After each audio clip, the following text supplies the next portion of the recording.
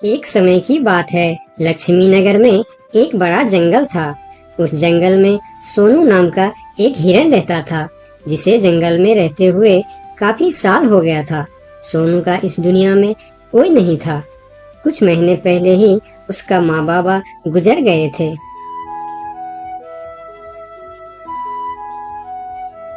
इसीलिए इस जंगल में रहते हुए उसे काफी अकेलापन महसूस होता था।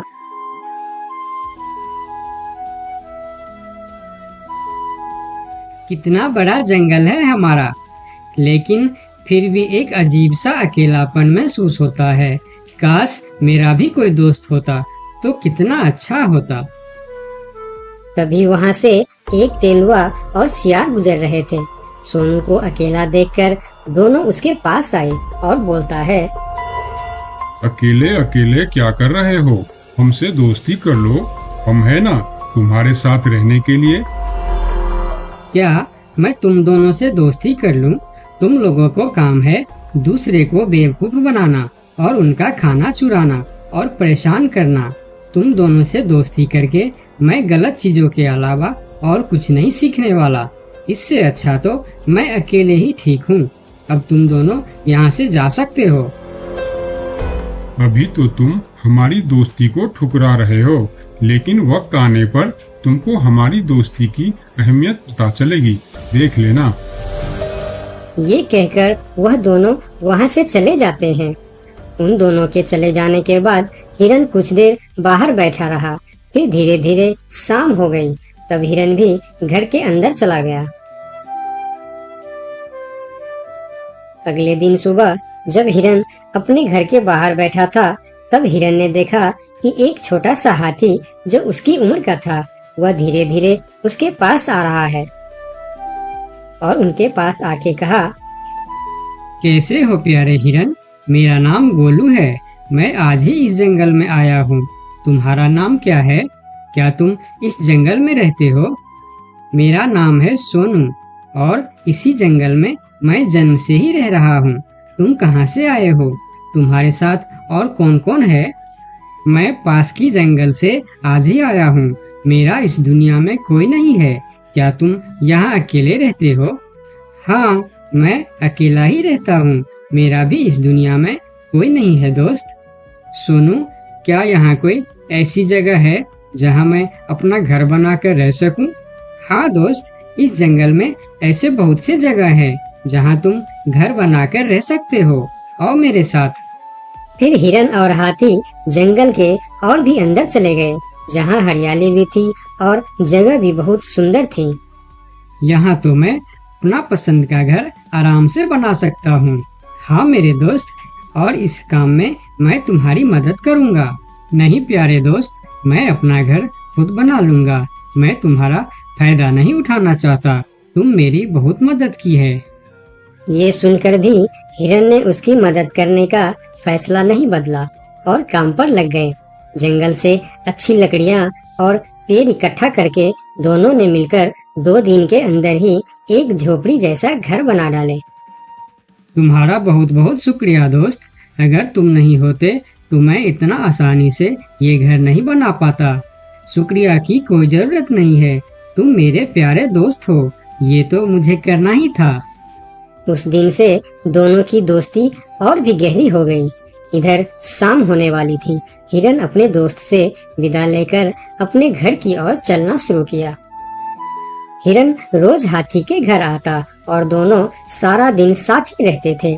एक साथ खाते थे और मजे भी करते थे। एक दिन सोनू हिरन हाथी के घर नहीं आया तो उसे हिरन के लिए चिंता होने लगा। वह फिर चलकर हिरन के घर जा पहुंचा। अरे क्या हुआ दोस्त, तुम आज मेरे घर क्यों नहीं आए? तुम्हें ना देखकर मैं बहुत परेशान हो गया, इसीलिए मैं इधर चला आया। दोस्त, मेरा तबीयत खराब है। पूरे शरीर में बहुत दर्द हो रहा है। मैं ठीक से खड़ा भी नहीं हो पा रहा हूँ। हाथी आगे आया और हिरन के शरीर को छू कर देखा कि हिरन को तो बहुत तेज बुखार चढ़ा है। दोस्त, तुम्हें तो बहुत तेज बुखार है, लेकिन ये सब अचानक कैसे हो गया? ये कहकर हाथी ने थोड़ा देर सोचा और बोला, मैं अभी आता हूँ। तुम बिल्कुल चिंता मत करना, तुम ठीक हो जाओगे।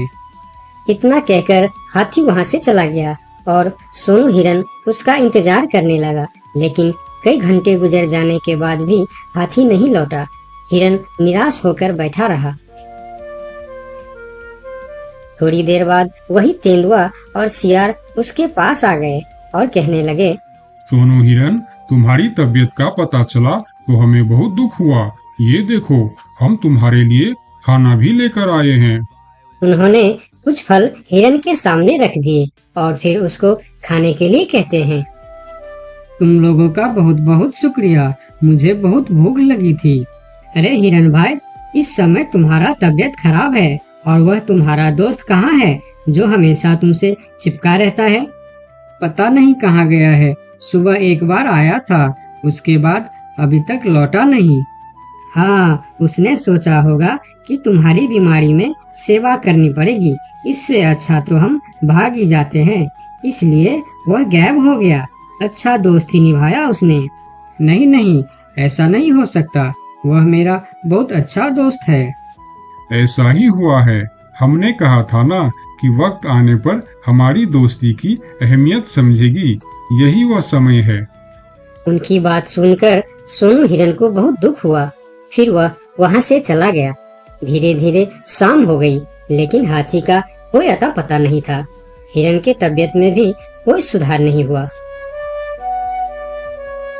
अगले सुबह फिर से वह दोनों हिरन के घर पर आए। आज भी दोनों ने हिरन के लिए कुछ फल लेकर आए थे। हिरन बहुत खुश होकर खाने लगा।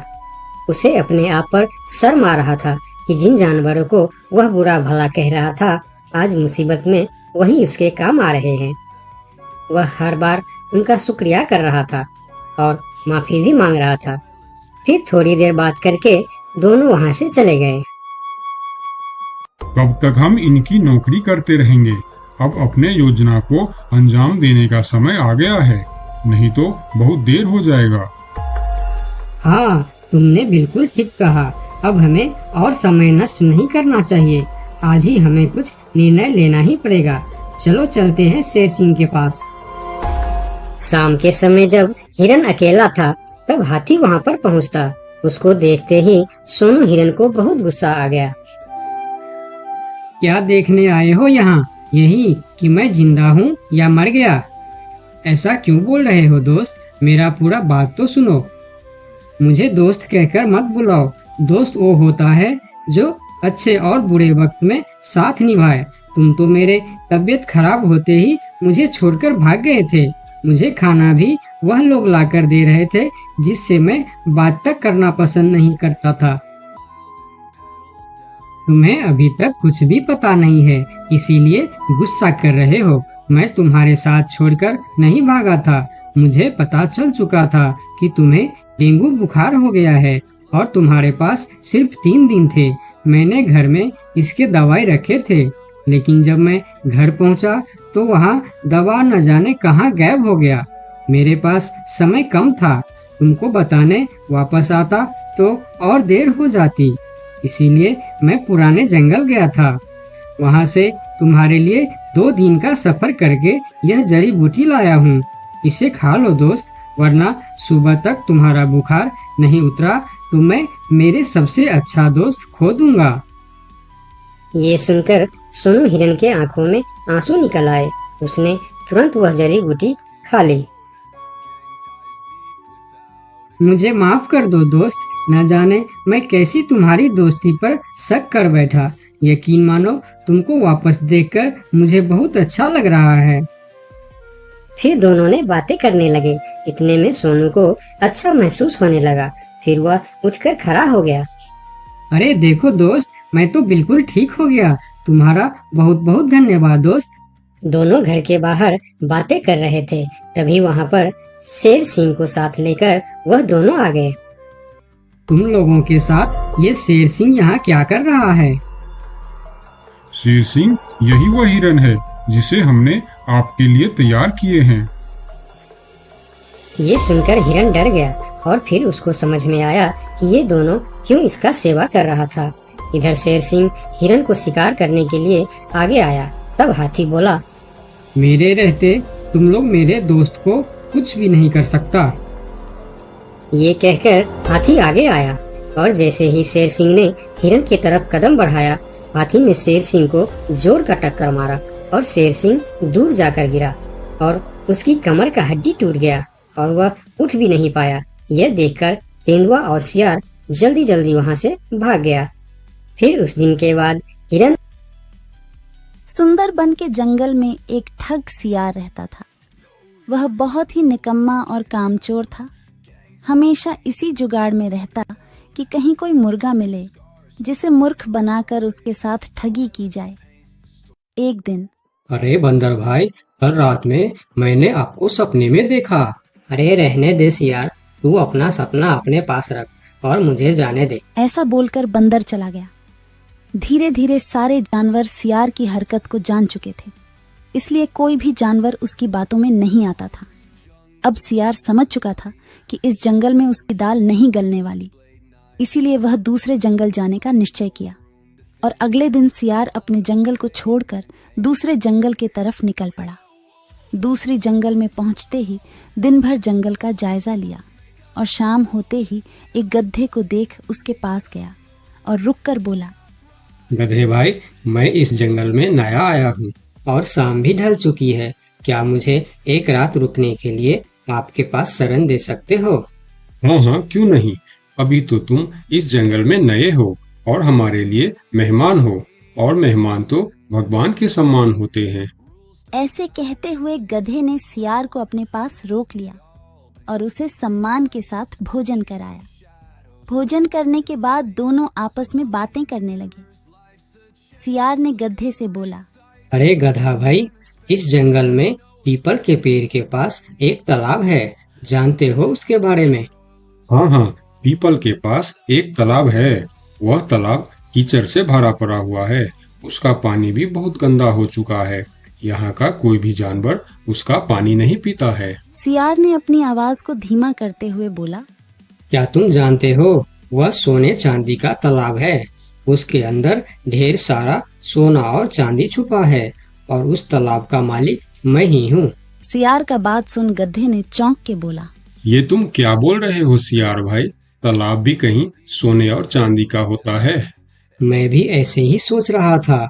मुझे भी इस तालाब के बारे में कोई जानकारी नहीं था, लेकिन कुछ ही दिन पहले मेरे पिताजी मरने से पहले सारे संपत्ति मेरे नाम की, उसमें यह तालाब भी है और आज मैं अपने संपत्ति देखने के लिए ही यहाँ पर आया हूँ।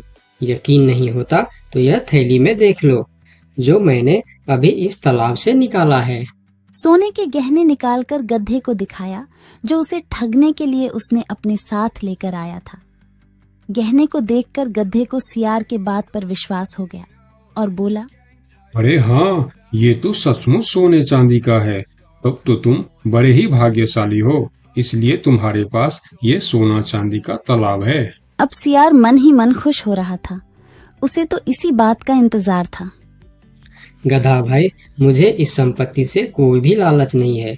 मेरे पास मेरे जंगल में और बहुत सारे संपत्ति है जो मेरे पिताजी ने मेरे लिए छोड़कर गए हैं। मैं तो यहाँ तालाब बेचने के लिए आया था। सोचता हूँ तुम भले जानवर दिखते हो, क्यों न तुमको ही यह सब बेच दूं। मुझे, यानी यह सोने का तालाब मेरा हो जाएगा और मैं इस तालाब का मालिक बन जाऊंगा। बेचारा भोला भाला गदहा सियार की चिकनी चुपड़ी बातों में बहुत आसानी से आ गया और गधा सियार से सोने का तालाब खरीदने को तैयार हो गया। दोनों के बीच 4 सिक्कों का सौदा तय हुआ। ठीक है सियार भाई, मैं अभी जाकर हिरन के पास से 4 सिक्का लेकर आता हूँ। मेरे पास अपना घर न होने के कारण मैं अपनी सारी कमाई हिरन के पास ही रखता हूँ और जब भी मुझे जरूरत पड़ता है मैं उससे ले लेता हूँ। ठीक है गधे भाई, लेकिन ध्यान से, जंगल में किसी को इस बात का पता नहीं चलना चाहिए, वरना जंगल के सारे जानवर मेरे पीछे ही पड़ जाएंगे।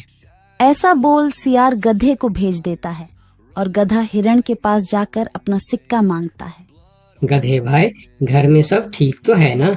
आज आपको अचानक से 4 सिक्कों का क्या जरूरत पड़ गया?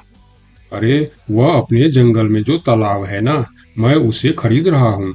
तालाब खरीद रहे हो? क्या करोगे तुम तालाब खरीद के? तालाब का तो पता नहीं, लेकिन उसमें जितना सोना चांदी है वह सब मेरा हो जाएगा। तालाब में सोना? ये तुम क्या बोल रहे हो भाई? मुझे तो कुछ भी समझ में नहीं आ रहा है। मुझे डर है कि तुम कहीं कोई परेशानी में ना आ जाओ। देखो, तुम मुझसे कुछ भी मत छुपाओ। क्या बात है, साफ साफ बताओ मुझे। हमारे जंगल में एक बहुत ही अमीर सियार आया है। ढेर सारी संपत्ति है उसके पास। और तो और हमारे जंगल में जो तालाब है ना, जिसे हम लोग गंदा नाली समझकर उसका पानी भी नहीं पीते हैं, उस तालाब में ढेर सारा सोना और चांदी है। उसने तो मुझे उस तालाब से सोने का गहना भी निकाल कर दिखाया है। उसी तालाब को मैं खरीद रहा हूँ। हम दोनों के बीच 4 सिक्कों का सौदा हुआ है। मुझे तो वह सियार मूर्ख ही मालूम पड़ता है जो इतने सस्ते में सोने का तालाब बेच रहा है। मूर्ख वो नहीं, मूर्ख तुम हो। भला तालाब भी कोई सोने चांदी का होता है? अरे गधा भाई, तालाब से पानी निकलता है, सोना नहीं। मैं भी ऐसे ही सोच रहा था, परंतु उसने मुझे सोने निकाल कर भी दिखाया। गधे भाई, मुझे वह कोई ठग मालूम पड़ रहा है जो तुम्हारे आंखों में धूल झोंक कर तुम्हें झांसा दे रहा है। मैं एक तरकीब बताता हूँ जिसे दूध का दूध और पानी का पानी हो जाएगा। कौन सा तरकीब हिरन भाई? तुम ऐसा करो, उस सियार से बोलो कि मेरा हिरन भाई ने कहा है कि लिखा पढ़ी होगा तभी मैं उसे 4 सिक्का दूंगा, और अगर बिना लिखा पढ़ी से ही काम हो जाता है तो मैं सिर्फ 1 ही सिक्का दूंगा। अगर वह तालाब सच में सोने की है तो वह लिखा पढ़ी जरूर करेगा, नहीं तो वह 1 सिक्के में ही मान जाएगा। हिरण की बात सुनकर गदहा हाँ में सिर हिलाया और सिक्का लेकर सियार के पास पहुंचता। सियार भी गधे के आने के इंतजार में उतावला हो रहा था। गधा पहुंचते ही सियार से बोला, सियार भाई, मेरा हिरन भाई ने कहा है यदि आप लिखा पढ़ी के लिए तैयार हो तो मैं आपको 4 सिक्का दूंगा, वरना बिना लिखा पढ़ी के आप 1 सिक्का ले लो और मुझे यह तालाब दे दो। सियार ठग किसी तरह से जल्दी करके सिक्का लेकर वहां से जाना चाहता था। वह बोला, अरे गधे भाई, तुम बड़े अच्छे और भले मालूम पड़ रहे हो। तुमसे क्या लिखा पढ़ी कराना, चलो तुम 1 ही सिक्का दे दो। अब गधे को समझने को कुछ बचा ही नहीं था। गधे को समझ में आ गया कि सियार उसको ठगना चाहता है। ठीक है सियार भाई, कोई भी शुभ कार्य करने से पहले मुंह मीठा करना जरूरी होता है। मैं अभी लड्डू लेकर आता हूँ, आप यहीं रुको। गधा जंगल से 2-3 जानवरों को बुला लाया और सियार की जमकर धुनाई कर दी। किसी तरह सियार वहां से जान बचा